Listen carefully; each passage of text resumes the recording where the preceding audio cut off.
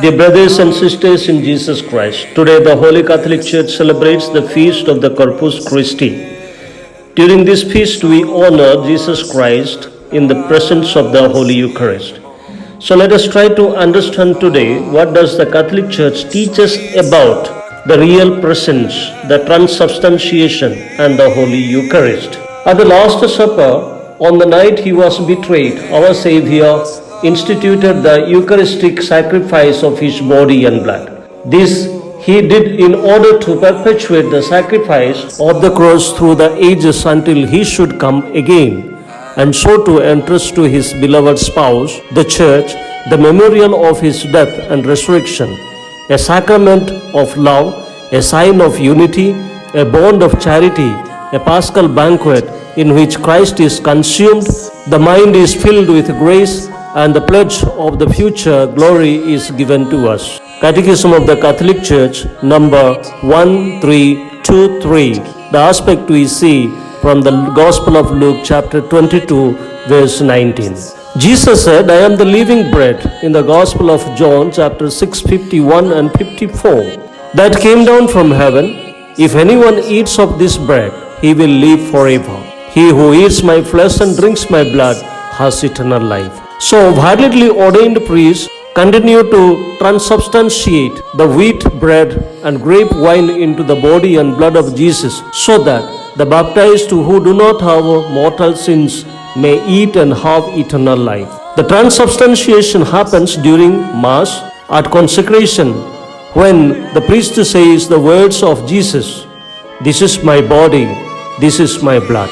Receiving the body and blood of Jesus, soul and divinity, consummates the marriage between Christ and the Church that we see in Revelation chapter 19 verses 7 to 9. So it is referred to as Holy Communion. It unites recipients into the mystical body of Christ, so that Christ is referred to as the head of the husband of the Church, which we see Ephesians chapter 5 verses 22 to 25.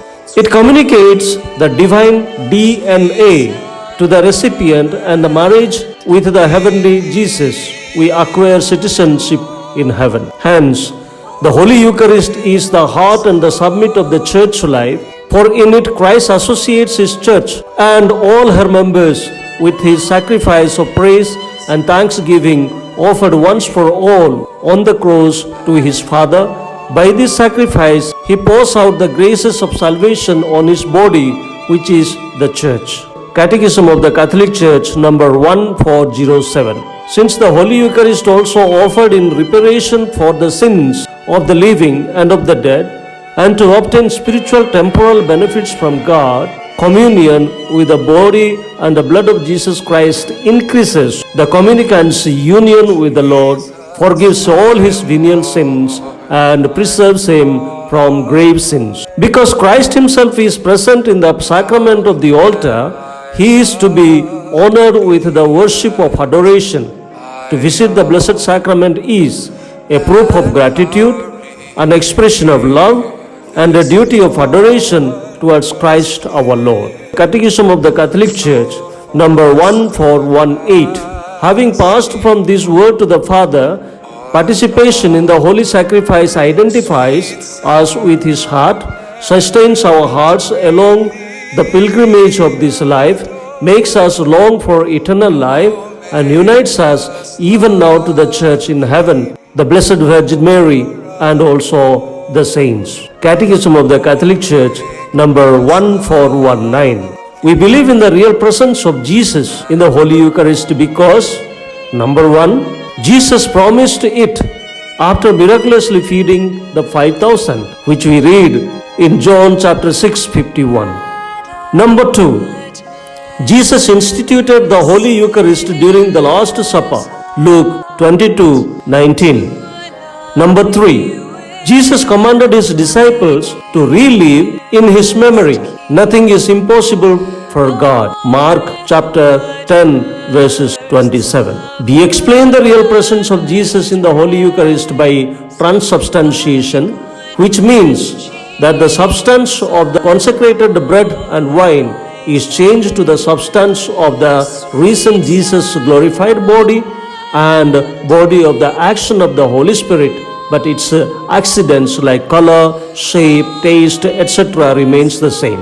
When we receive His body and blood, we become peripatetic tabernacles carrying the Lord, and we are expected to pay uttermost reverence to Him and to the other tabernacles where He is found. That is why, even without Mass, the tabernacle remains the point of focus in the Catholic Church.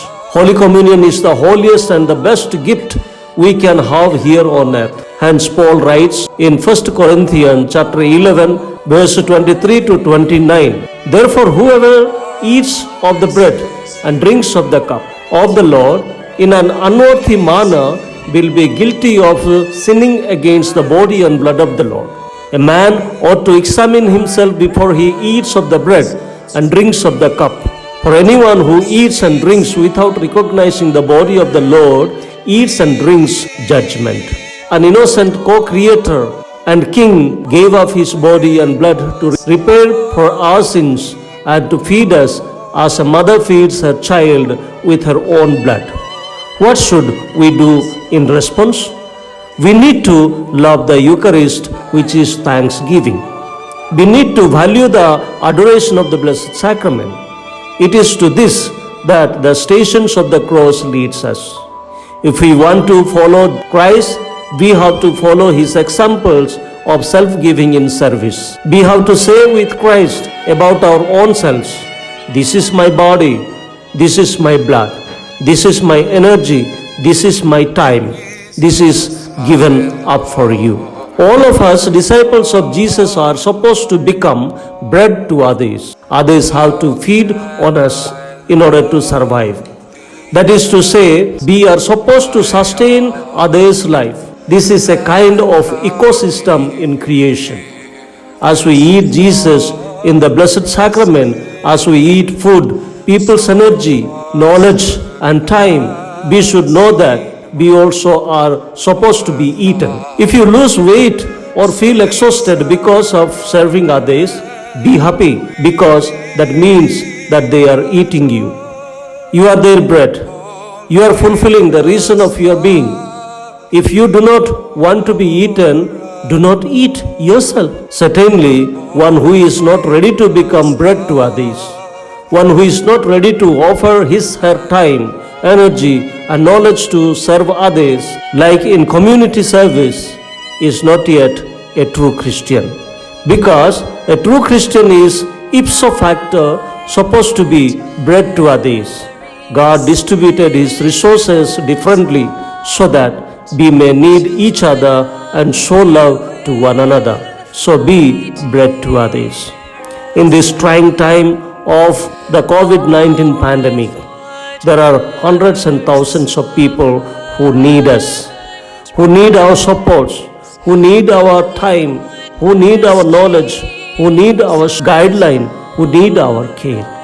My dear brothers and sisters, communion, to be the body of Jesus Christ, to be the blood of Jesus Christ, let us become the bread to others. Let us give our time, our talents, our energy to others, and let us feel the real presence of Jesus in us, the peripatetic tabernacle that we are by receiving Jesus.